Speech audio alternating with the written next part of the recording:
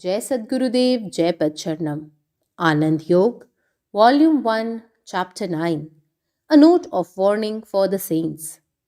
Once upon a time, a Mahatma who was leading saintly life wished to see Satan, embodiment of evil. The moment the Mahatma thought of Satan, he appeared immediately before him. The Mahatma saw him to be a very old man with white beard, very lean, thin, and emaciated, and with his back bent, he appeared to be very anemic. The Satan was so old and weak that he could not even stand without the help of a stick, and was wearing torn out clothes and appeared to be in a very miserable condition.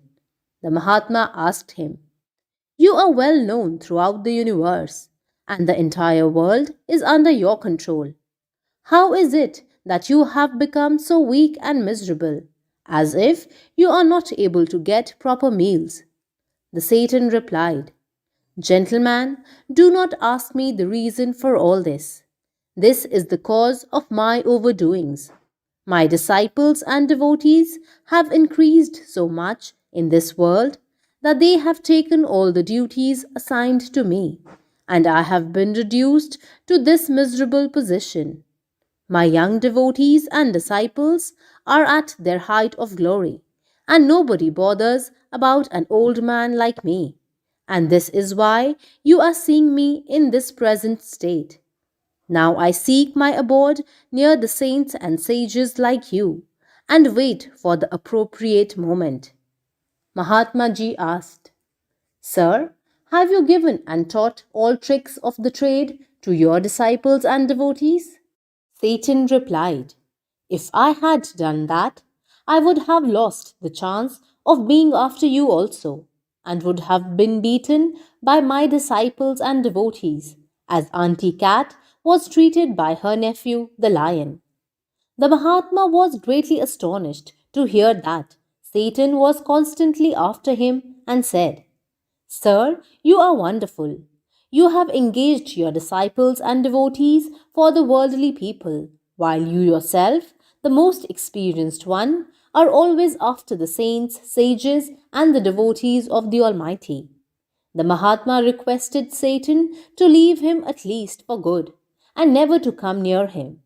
Satan started weeping and told Mahatma Ji, "I cannot face your eyes and heart, but I remain only at your back, and always seek a chance of making my abode. Since you have realized my presence, I cannot remain here any further, and will have to seek some other place for my living." Mahatma Ji said, "Well, I should gain something from your company. Could you tell me whether you are able to have control over the saints and sages also? And if so, in what manner and under what conditions?" Satan replied, "Yes, I am able to have control even over the saints and sages under the following conditions. 1.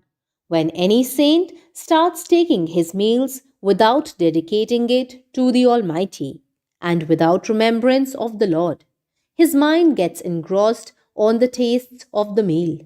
He falls an easy prey, and I get an opportunity of entering into the food and arousing in him a craving for the tastefulness of the meal, thereby creating attachment for the saint with the taste and lowering his devotion unto the feet of the Almighty.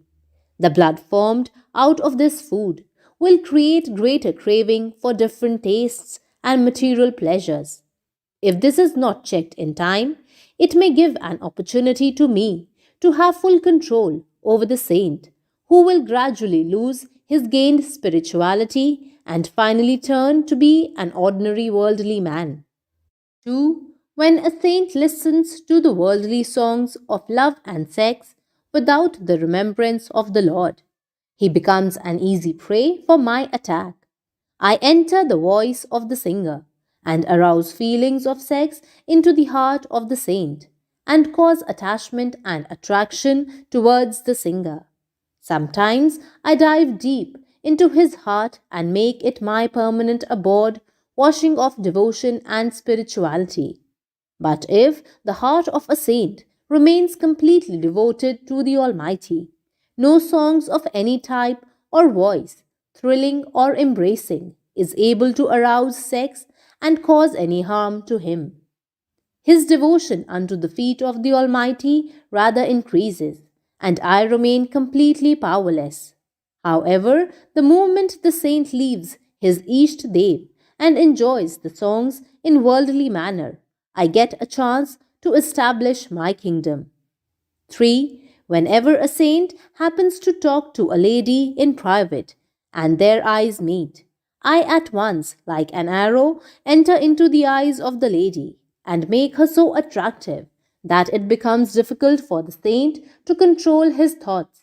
But if a saint is completely devoted unto the feet of the Almighty and remains attached to him while talking to the lady, I am not able to play any mischief, and the saint gets out of the bad situation without any loss.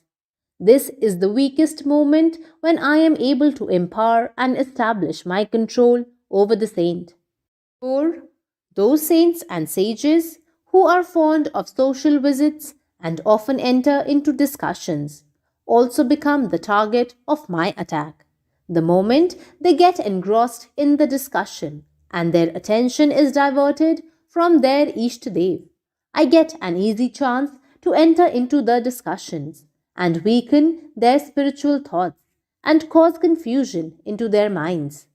But those clever saints who never start any discussion nor try to meet worldly people by themselves do not allow me any chance for entering into their body.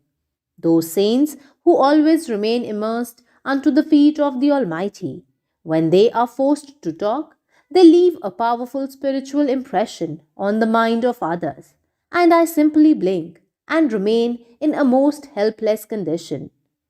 5. Whenever any saint sleeps without the remembrance of the Lord, I get the greatest opportunity of entering into his body and spoiling him completely. I make him my abode and enter into his thoughts and feelings, and after some time, make him completely worldly minded, washing off all spirituality from his heart and mind.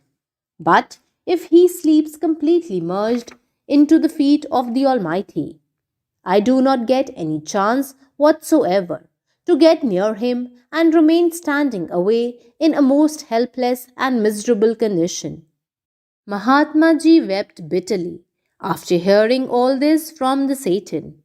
He thanked him for his plain talk and started a life completely devoted to the Almighty with very great care. The real purpose of spirituality is to attain God realization and devotion unto the feet of the Almighty, and at the same time become really cultured and develop exceptionally excellent character. We should be so highly devoted to our Ishtadev, our Lord, that our body and mind should always think of Him and nothing else, and His remembrance should be permanently imprinted on our heart and soul, so that it may never get weakened under any adverse circumstances.